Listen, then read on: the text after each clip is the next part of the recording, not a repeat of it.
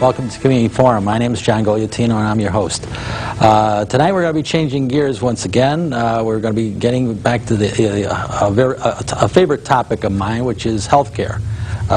With me this evening is CPR Dave.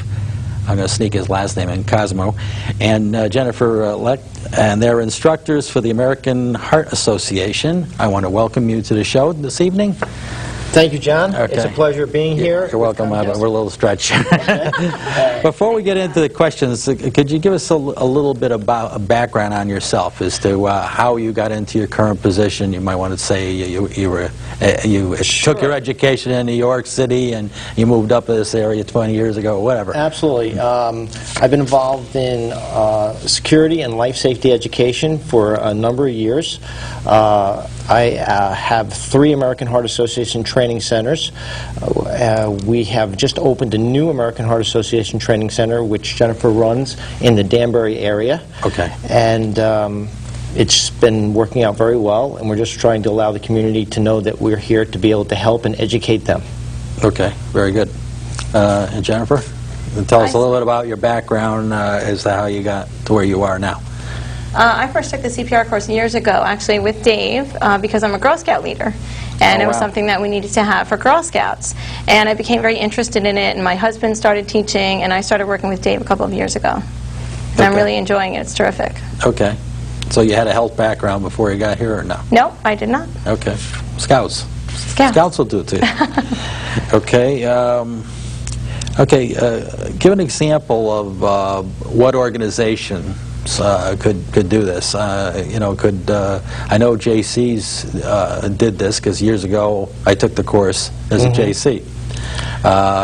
So what other groups can be involved? Well, what's really terrific about this CPR is that now, especially now in this time, just pretty much every organization, we deal with hospitals, we deal with dental associations, we deal with basically health clubs, a lot of organizations that deal with youth baseball and basketball and soccer, Girl Scouts, Boy Scouts. A lot of families now are bringing grandparents and families together to learn CPR when they're going to have a new child come into their life. So there's really not anybody who should not learn CPR. It's very effective in saving someone's life. Right. And so it could be, JC, like I said, mentioned JC's, Kiwanis, Lions Club, that type of group, but it also could be the organization itself, a business organization. Business organization. Sales operation, marketing operation. Many large corporations. Restaurants. Large corporations. Right, many large corporations. Pharmaceutical facilities. We do hotels. We do golf courses.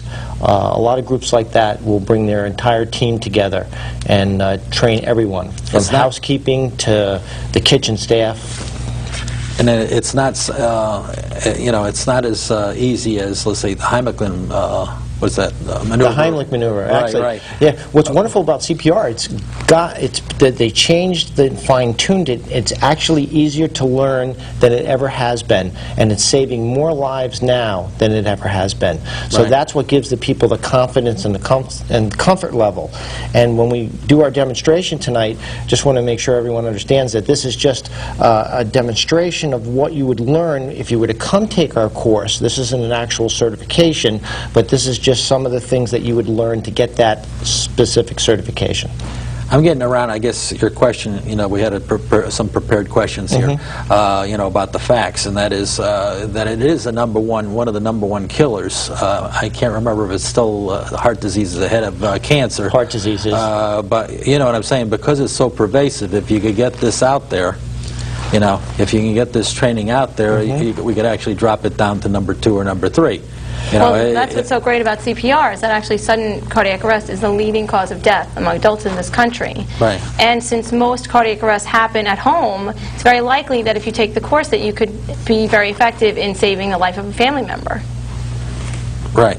You can do it at home, but, also at work, because a lot of times we were lulled into complacency with the idea, oh, we have a doctor, or we have a nurse's station, or we have some place where somebody's sick, they could go there. Well, it can happen in a department at the other end of the building. And right, or maybe the nurse is out sick that day, and right, you know, so it's great for a lot of people to know it. They have the people so they can save their own fellow worker. Okay, if you're not a medical profession, why should you learn CPR? Aren't there liabilities involved? That's always been a common question. That is an excellent question, John. There is called the Good Samaritan Law, and that law protects people from becoming civilly sued to go and give help. Otherwise, no one would want to touch anyone. So by having that law in place, it gives that comfort level again to go ahead and make that call to 911, to go and check that victim, or do whatever you could possibly do to save someone else's life. And that's what really makes the difference. Okay, so, you know, a person should not hesitate and say, I'm afraid of being sued, you know. In that case, well, as long as the scene is safe and they can't get injured, that's really the most important aspect of it. Yeah, they're not going to be successfully sued. Okay. Jen, in what other ways can CPR certification help people? Well, CPR certification has become very valuable. There are many healthcare organizations, healthcare jobs that require their employees to have it, but also many non-healthcare jobs. And it's something that having the certification on your resume can really give you the edge over other applicants in this economy. And that's something that we're really seeing, that a lot of people are saying, you know, I need to have my certification, or they just want to have it, and just to have it on their resume. So it's really very valuable. Yeah, because that indicates a certain caring individual. Right, absolutely. This person's a little more conscientious than the next person, right, you know, by having that certification. Right, just something else that you have, and there are a lot of corporations that really like their employees to have it, so it's something that's really great to have on your resume. Right. Okay, well, we covered the legal question on providing care. What is the main goal in providing a CPR? Exactly, what are the mechanics of it? Really, our main goal in providing CPR is to keep blood and oxygen flowing throughout the body, because you want to keep it flowing to the brain and to the vital organs. Because the heart is stopped and you're starting it up. We're kind of helping it along, and we're just really trying to keep. We're not necessarily going to restart the heart. We're just trying to keep blood and oxygen flowing, so that when emergency medical services arrives, they have somebody that they can work with. That's really our goal.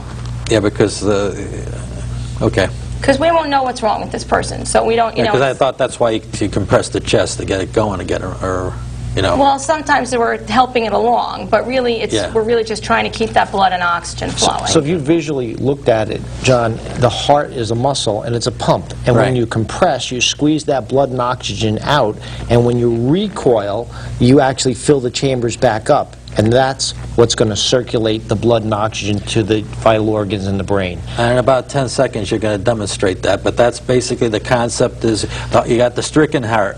It's sort of like moving a little bit because it's been stricken. Exactly. And when you come along, you're sort of like helping the muscle keep moving because it's hurt. And it wants to move, and you're sort of helping it along until it gets shocked. Exactly, and that's going to help prevent neurological damage from happening to the brain. Okay. So I think we're just about ready to do this demonstration. Demonstration, sure. You know, so anytime you're ready. Okay. You're not demonstrating on me. No, make sure that it's okay, John. The audience Let's knows hope not. We brought a mannequin with us that we use typically in our training. And when people become certified. Yep. And basically, what I would do is always come in and check the scene. I have to make sure the scene is safe, that there's no chemical gases, there's no smoke, there's no glass. There's no glass. There's no electrical wires. Anything that can harm me, I'm going to retreat. Call 911, the professional rescuers, and have them come in. I don't want to be at a motorcycle accident or a car accident. So if I come in and I find the scene is safe, I'm going to come over to the victim, because I don't know if they're having a cardiac arrest or maybe they went down for some type of heat stroke or some other scenario. I'm going to tap the victim. Sir, are you okay? Are you okay? They have no response from the victim. At this point in time, I'm going to designate, Jennifer, please call 911 and get a first aid kit. So I always want to get a first aid kit out of the bag, because at this point in time I don't know this victim and I don't want to put my mouth on them because I don't know if they have any germs. But I'm going to tilt their head back by putting 2 fingers on their chin and my hand on the top of their head, and I'm going to lift their head backwards, and I'm going to hyperextend their head, because what happens is when the body becomes unconscious, John, the tongue sometimes slides back to the airway and blocks the airway. So this person could be trying to breathe and could have cardiac function, but is actually suffocating. So by doing this simple maneuver, or telling someone to do this simple maneuver, can change the destiny of his life. At this point in time, it gives me the ability to assess the patient as to whether or not they're breathing. Airway, breathing, circulation, listening, looking, and feeling for 10 seconds. This makes sure I'm making sure that I don't want to start CPR on the victims if they don't need it. Right. So at this point in time, I'm waiting for 911 to come and my first aid mask to come. I would have a mask. I would place it over the nose and mouth. Keep the head hyperextended because I want to keep that tongue out of the way. And I'll deliver 2 rescue breaths. And you really see that chest rise. That's what you're looking for. Now that tells me the airway's open. And at this point in time, I'm not going to check for a pulse at this particular level. At healthcare provider level, we do, but the common person can take anywhere from 1 minute to 1.5 minutes to establish a pulse. So at this point in time, between the nipple line, mid-sternum, I'm going to lock my elbows, my hands, my wrists, and I'm going to do CPR, which is compressing the heart. 1, 2, 3, 4, 5, 6, 7, 8, 9, 10, 11, 12, 13, 14, 15, 16, 17, 18, 19, 20, 22, 23, 24, 25, 26, 27, 28, 29, 30. The heart beats about 72 times a minute. So we're going to do 2 breaths, 30 compressions, 5 cycles. 1, 2, 5 3, times. 4, 5, 6, and it's 7, really important 8, to get 9, a deep 10, enough 11, compression. 12, A lot of people, when they do 13, CPR, 14, don't get a 17, deep enough 18, compression. They're afraid they're going to hurt somebody. And that's really important. You want the heart really to get that good compression and that full recoil that we were talking about. And it's very important, if you have another rescuer, to have somebody that's available that could say, okay, you're doing a great job, you're compressing deeply enough to help you keep count, and also to be available to step in. Because after 5 cycles, we're going to open up that airway again and look, listen, and feel to see if the person's breathing. And if they're not breathing, it's really good to have somebody else jump in and do 5 cycles, because it's tiring. And you see when people come to our class and practice, they're like, wow, this is really exhausting. So that's why it's so good to have another rescuer who's trained, who can jump in and continue after 5 cycles. That's like doing push-ups. Yes, this is your workout for the day. Okay, I see some signs of circulation of my victim starting to breathe. I'm going to look, listen, and feel after the 5 cycles. And now I do hear signs. I'm waiting for, I think I hear the ambulance coming. I'm going to turn him on his side in case he gets sick. He won't aspirate on anything, and he'll have a better chance of survival. So you know when to stop because you see the signs. I can see signs of circulation. I'll stop if the scene becomes dangerous. If I become physically exhausted, those are the 2 particular things that we would stop CPR. And when EMS arrives, then we'll stop and we'll they will surrender take over. The scene to the emergency medical services. Now, what other devices can help save someone's life? You know, you indicated that tilting the head all the way back could save someone from choking. You know, because they may be choking, and that's the reason why they're down and whatever. Exactly. In this situation, choking would be, anyone should know this particular scenario, is that if you place your hands around your neck, that signifies that you have a blocked airway and you're in distress. And at this point in time, someone would come over and help you if they would take our course, and they would learn this in becoming certified. So if Jennifer could possibly, can we use Jennifer as a model? Okay. Okay, Jennifer, if you would kindly be choking, what I would do is place my leg between her legs to support in case she became unconscious. Right. I'd make a fist. I would roll it just above her belly button, and then I'm not going to do this again. This is for demonstration purposes only. Right. And then you would force the air out of the stomach and force the item out. Because pushing that into the stomach area pushes... Is going to make her... Great. Sick. Right. Yeah. Sick, and we don't want to spoil the set. But that also would get whatever obstruction there is in the throat out. Right. You know, whatever And we would continue to do that until she became unconscious or the item were to come out. And if she were to become unconscious, we would start the steps of CPR, but we would look in the throat after each time. And then again, there are a great many other items that you would learn by taking the course and becoming certified. We're again just giving a brief idea of what the course contains.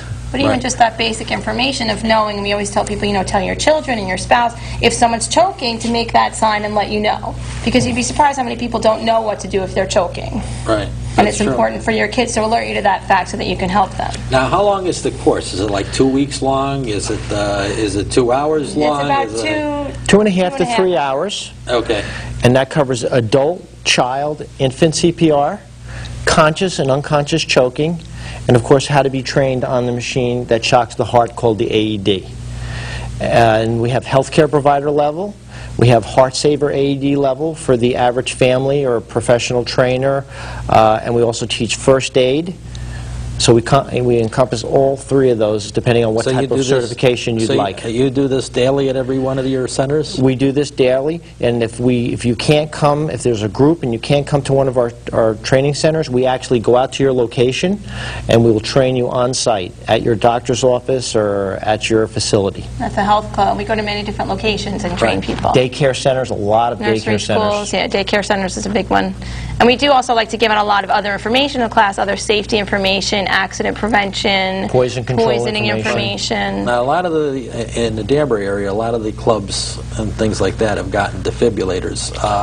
Absolutely. What do you think about that? That only takes care of part of the problem. It is, right? Yeah, actually, it is one of the most phenomenal devices out there because, and the reason why people need to know and understand how to learn how to use them is because when they call for that first aid kit, because they're so commonplace now, they're in every school, they're in every library, stop stores, and shop, all over the place. Health clubs. Every health club by law has to have one. So if I were to call out and ask for one, I would be able to actually use it. Now, this is a scenario where the heart works electrically, and therefore when the heart has a cardiac problem, it'll actually start to what you were saying before. It'd be in that little quivering mode. Yeah. And what this machine does is analyzes that and shocks it, and then we facilitate it with CPR. And what's so terrific about that is that because of our fast EMS system, our advanced technology in healthcare, like at Danbury Hospital and other hospitals, we are saving so many more lives than we ever have before with the CPR that we are training people now. Plus, the amount of people learning CPR is magnificent, really is. So you think every person that could possibly learn would be absolutely. Very beneficial. It's been very beneficial, and the data and the statistics are showing it now. A few years back, it wasn't as successful, but now it's really wonderful. And it's been really simplified so that when people take the course, they feel like they can actually remember the information and feel comfortable to help somebody and not stand there and say, or help oh, gosh, assist. I don't remember. Right, or assist. Tilt that head back. Did you call 911? There's many things we can do as a team effort, which is wonderful. Right. Now, do you have a website? Yes, it would be www.cprdave.com. Okay. And we're located right on Mill Plain Road in Danbury. Right. And you have other area towns, but those are on the other side of the border. Yeah, but we're really... For this service area, that's what you... This area was basically starved for an organization to come in and train people with CPR, and that's really been the successful part of it. Are you working with the service agencies too, or have you gone the United Way and... We have done some verbal communication with them, but we work with just about any organization that we feel that we could help. Colleges, schools. It really doesn't. Our goal is to get that education out there and to help people. Right. We've had churches and temples and many different organizations that contact us that want to train people in their organization. Right. or they have an AED and they're not sure how to use it. Right. And then we'll come in and we'll train them. You have different pieces of equipment, obviously, at your place. Yes, we have AED trainers, we have infant mannequins, adult mannequins, Right. we have breathing barriers, we have all the... That device is not necessarily good for everybody. Well, I can, if I can... that's why you have CPR, because the right, 'cause CPR it is works good. in conjunction with it, together. Right. They work as a team. Because you might have somebody that have just as a blockage. It wasn't because of he was running too fast or... But that blockage could cause that cardiac episode. So Right. statistically, if there was 10 of us here, 6 or 7 of us would be shockable. That's how valuable of a machine it is.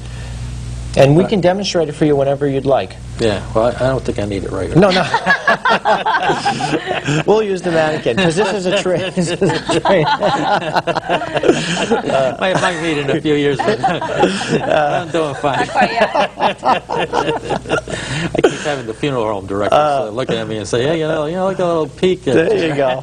No, we're going to keep you going for a long time, John. Right, okay. So, how many people can you accommodate in a class? Do you try to go like 12 and no more than 12? Or we can do as many as 3 people, and we can do as many as 50 people. What we Oh, do you is, can do 50? Yep. What we do is we bring additional instructors, we bring additional equipment and mannequins, and we can train larger groups if necessary. So we're very flexible, and as far as time goes, there are a lot of organizations or facilities that have night shifts. We've trained the 12 to 8 shift. We've trained in all different types of outdoors, Sundays. You're working around the clock. We're huh? working around the clock. And that's one of the great things about our particular organization is that we can work around the clock, and we can meet the needs that people are working the normal hours and they can't get a class in. We can get them trained, even if we have to come to their home. So a lot of times you'll have people that call and say, I can't go to work in a couple of days if I don't get my certification. And there's usually something that we can work out to squeeze somebody in so that they are able to continue working. That's obviously somebody that's working with hospital. Somebody that's working or in ambulance, hospital or- ambulance department. Absolutely. Right. Or personal Absolutely. trainers, or, you know, there are many jobs that they're required to have their CPR certification. Right. And people, you know, don't think about it, and it's I would think everybody with a hospital or an ambulance service, but even personal trainers, I guess, yeah, they would have to need it. By law, they have to have that certification in order to work. Right. Absolutely. And certain people in the schools, you know, right? The Yeah. coaches, Right. anybody out on the football field, and we'll strategize and help come up with a plan of being prepared and the safest way to handle these situations. So, and if we have time, we would love to show you how the AED works. Oh, yeah. Yeah. I believe we do. Oh, great. Can we show you now? Yeah. Okay, so basically what happens is that if this device were to be here, what I would do is open it up, and what I like about the device is that sometimes CPR, you have to realize, has to be done on a hard surface, and sometimes people become unconscious on a bed, and this uses as a backboard, and it keeps the airway open. Right. But before I start working on the patient, I would have to actually remove their clothing, cut their clothing, okay? Because you can't, you know. And I'd have to wipe their chest and basically turn the machine on. Unit, okay. Stay calm. Tells you what to do. Responsiveness. Pictures. Call for help. Very simple. Stay calm. Stay Check calm. Responsiveness. Stay calm. Call for help. So instructions, it Open airway. Exactly. tells you exactly what to do. It basically is giving you a refresher course in what you learned in case you're stressed or have anxiety. Breathing. And Take 2 breaths. And as I would do all that, like you saw before in the demonstration, Attach different pads to patient's bare chest. I would tear open the package, I would open the pads, come around, Here, and you put them on there. Attach different and they would pads stick to on just like patient's bare stickers. chest. Okay, and once that's done, it's going to analyze the rhythm. Analyze it. And this is where you don't want to touch the patient because you don't want it to pick up your rhythm. Right. Don't touch If you don't, Analyze if you have a normal rhythm, it will not charge up and shock. Yeah, well, I never had rhythm like this. Okay. So it's advising a shock. Shock button. So I'm going to shock the patient. Shock. Everyone's clear. No one's near the patient. Shock delivered. Start CPR. Okay, and I'm going to facilitate the CPR. And again, remember what Jennifer had said, people don't know if they're pushing deep enough. Push harder. So Isn't it it? actually gives you that feedback. It tells you if you're pushing hard enough. Now, I always like a little positive feedback too, John. Good job. And that's the way just one of the machines work. And that's why it's important for people to know exactly what to expect when they open that cover. And it's going to speak to you, and it's going to help you. And this is really what's helping and saving a lot of lives. The CPR Right. and the AED together, and the fast response. Okay. I just got the word. We got about 2 minutes left. Okay. Let's give your website once again. Oh, sure. It's www.cprdave.com. Okay. And it gives all the directions. It's very informative. And we also, Jen, would you like to tell us about a couple of the saves that we've helped people? We had trained some security guards at a hotel, and there was a woman who came in with her baby, went to take a shower, put her baby on the bed, and went to take a shower, which I don't know if you have a baby, but not the best idea. Her baby rolled off the bed, hit the floor, and that blunt trauma caused the baby to stop breathing. So she immediately called down, security came up, gave the child 2 breaths, and the child started to breathe again. So that was really incredible. The child was sent to the ER and released with absolutely no long-term damage. Right. So it was really incredible. We've had a lot of saves. Wanted to show you the baby. This is not the baby, but No, this is the that's baby not that the we baby. use. Yeah. He's kind of cute. He looks a little like me. Yeah. That's why I know he's my baby. But this would be another mannequin that we would use to teach infant CPR. And I would take it you have to use less pressure on the baby. Less pressure on the Yes, baby. less pressure. And By at least 75%. Right. Yeah, and then that's what we go through, all the little details, and everyone gets notes and information, and so it's really a wonderful course, and people feel really confident and comfortable, and it's an environment where it's a great learning environment. It's a relaxed, but yet very informative. Okay. It's And terrific. you have any last words? Maybe you got the same website, so Yes, Right, we have the same yep. website. I'm the Okay. instructor at the Danbury location, Okay. and yeah, that's And we and, hope- it's- and we and hope- there's always enough staff on hand. Yes, Whether all you the got time. 50 people, but I wouldn't walk in there with 50 people. No. We would come to you Oh, if you okay. had a school or Right. a football team, a Right. rec center, or something Right. like that. Right. And we'd be more than happy to Or a accommodate. factory, you know. Or factory, yep. A lot of chemical factories. All right. Yeah. Thank you for having us. Okay, Yes, well, thank thank you. you for coming John, on the show. appreciate, I want to thank the viewers tuning in the Community Forum. Tune in next week, same time, same station. I'm sure we'll have another interesting program. Good night for now, and we'll see you then.